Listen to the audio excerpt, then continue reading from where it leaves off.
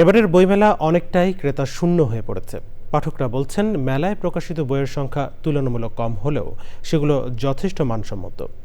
বিস্তারিত জানাচ্ছেন মিথিলা নাসরিন। বিকাশ পেমেন্টে 10,000 টাকার বেশি অফার, শপিং চলছে তো।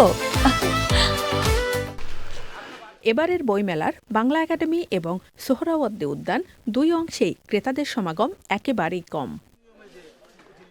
সরকারি বেসরকারি প্রকাশনা ও স্টলের পাশাপাশি মেলায় ব্যতিক্রমী কিছু স্টলও ক্রেতাদের আকৃষ্ট করছে।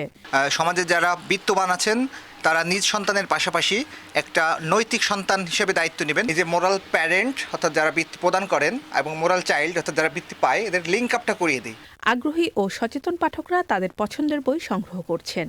এবার আমার প্রতিবিম্ব প্রকাশ থেকে পথ চাওয়াতেই আনন্দ শ্রুতি নাটকের বই এসেছে, আর যে নামেই ডাকো তুমি একটি আবৃত্তি কবিতার বই এসেছে আর কি।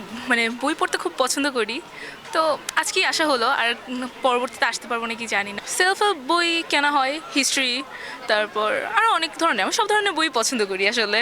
ছোটবেলা থেকে বই পড়তে পছন্দ করি। ছোটবেলায় যেমন রূপকথা ভালো লাগতো, তারপর হচ্ছে ওই যে কিশোর থ্রিলারগুলো, এখনও কেন যেন ম্যাক্সিমাম ভালো লাগে ওখানেই আটকে আছে।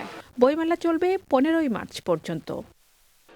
Mithila Nasrin, channel I, Dhaka.